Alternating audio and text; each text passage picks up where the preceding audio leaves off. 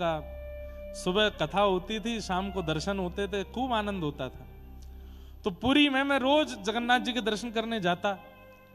अंतिम दिन मेरे मन में भाव आया कि हे जगन्नाथ जी, हमने जो कथा कही, आप उस कथा से प्रसन्न थे कि नहीं, इसका प्रमाण मुझे दीजिए। और इसका प्रमाण मैं तब मानूंगा कि आपके भीतर से, मंदिर से कोई महाप्रसाद लेकर के आवे। और सुनिए, थोड़ा कठिन बनाया मैंने। महाप्रसाद तो रोज ही कोई ना कोई दे देता मंदिर में। हमने कहा महाप्रसाद कोई भीतर से लेके आवे और मैं हाथ ना पसारूं, वो सीधे मेरे मुख में ही डाले, तो मैं मानूंगा कि आप कथा से प्रसन्न थे। अब ये मन में सोचने के बाद मैं खुद ही घबरा रहा था। मैंने कि ज्यादा कठिन टास्क नहीं दे दिया मैंने? अब मुझे पकड़ के रोक के मेरे मुंह में कौन महाप्रसाद देखो। और आप विश्वास नहीं मानेंगे, शायद इनको देवी भैया को याद होगा, अंदर सामने हम दर्शन कर रहे थे और मैं प्रणाम करके नीचे झुक करके जैसे ही उठा तो एक महाप्रसाद का स्वरूप होता है जिसमें दालचीनी पड़ी होती है और मीठा भात होता है। क्या बोलते हैं?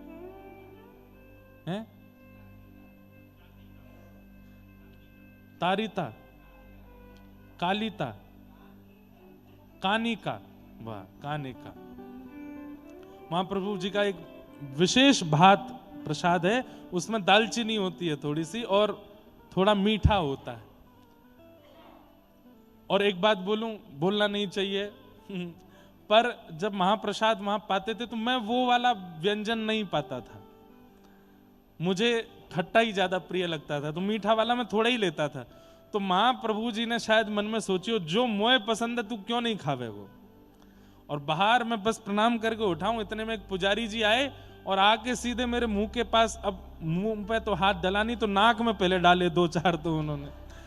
फिर मैंने मुंह खोला, मुंह नहीं खोला था, उन्होंने अपने आप ही मेरे होठ खोल के डाल ही दिया मुख में। बोला और मुंह खोलो, और फिर मुंह पकड़ के खिलाया।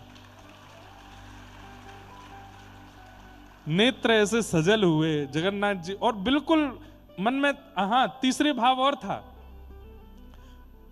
अगर आप हमारी कथा से प्रसन्न हुए हैं महाप्रभु जी, तो भीतर से महाप्रसाद लेकर के आवेंगे, मैं हाथ नहीं फैलाऊंगा, वो अपने आप पवाएंगे।